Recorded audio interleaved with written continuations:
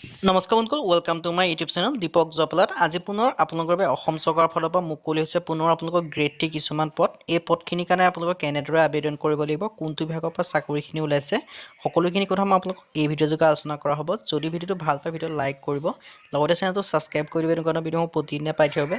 লগতে ভিডিঅ'টো নিজৰ বন্ধু বান্ধৱীৰ শ্বেয়াৰ কৰি দিব।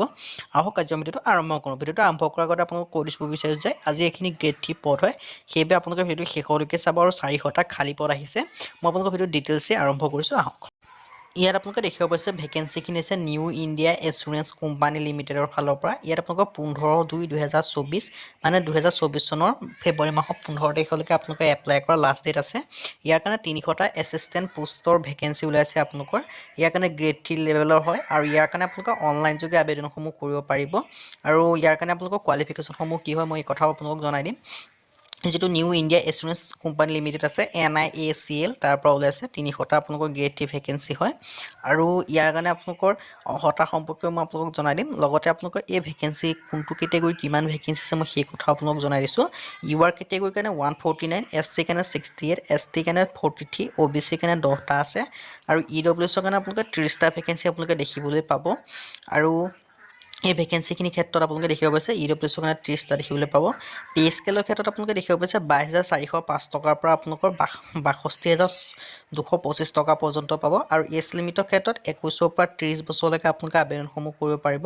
আৰু বয়সসমূহ 1 জানুৱাৰী 2024লৈকে গণনা কৰা হ'ব। লগতে আপোনালোকে এই ৰিলেক্সেশ্যনসমূহ পাব।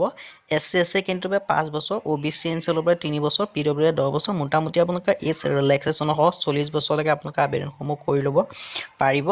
আৰু ইয়াৰ কাৰণে আবেদন কৰিবলৈ যিটো NICL ৰিক্ৰুইটমেণ্ট পৰ্টেল আছে, সেই পৰ্টেল যোগে গৈ পেলাই আপোনালোকে আবেদনসমূহ কৰি ল'ব পাৰে বা গুগল বা ক্ৰমত লিখিব লাগিব। আৰু যদি এই ভেকেঞ্চিকেইটাৰ কাৰণে আবেদন কৰিব বিচাৰিছে, ইয়াৰ কাৰণে মাত্ৰ বিচাৰিছে গ্ৰেজুৱেশ্যন। যদি আপোনালোকে BA BSc BCom যদি এনেকুৱা ধৰণৰ ভেকেঞ্চি পাছ কৰি থৈছে তেতিয়া আপোনালোকে পাৰিব এই ভেকেঞ্চিকেইটাৰ কাৰণে আবেদন কৰিবলৈ। লগতে ইয়াত আপোনালোকে লিখিছে যিটো হাই ছেকেণ্ডেৰী হয়, যিটো HS লেভেল হয়, HS লেভেলত আপোনালোকৰ ইংলিছ ছাবজেক্টটো আপোনালোকৰ থাকিব লাগিব, তেতিয়াহে আপোনালোকে ভেকেঞ্চিকেইটাৰ কাৰণে আবেদনসমূহ কৰিব পাৰিব। এপ্লিকেশ্যন ফিজৰ ক্ষেত্ৰত আপোনালোকৰ SC SC PWDৰ কাৰণে 100 টকাকৈ বিচাৰিছে। বাকী ক্ষেত্ৰত আপোনালোকৰ আদাৰ্ছ কেণ্ডিডেটে 850 টকাকৈ আপোনালোকে পে'মেণ্টসমূহ কৰিব লাগিব। যদি আপোনালোকে ইণ্টাৰেষ্টেড হয় দেন আপোনালোকে এই ভেকেঞ্চিকেইটাৰ কাৰণে আবেদনসমূহ কৰি ল'ব পাৰিব। ৰুপে বা ভিজা, মাষ্টাৰ কাৰ্ড বা মাষ্টৰ এনেকুৱা ধৰণৰ ভেকেঞ্চি হোৱা আপোনালোকে আবেদনসমূহ কৰি ল'ব পাৰিব। যদি আপোনালোকে ইণ্টাৰেষ্টেড হয় দেন আপোনালোকে NICL অফিচিয়েল ৱেবছাইটত গৈ আপোনালোকে আবেদনসমূহ কৰি ল'ব পাৰে।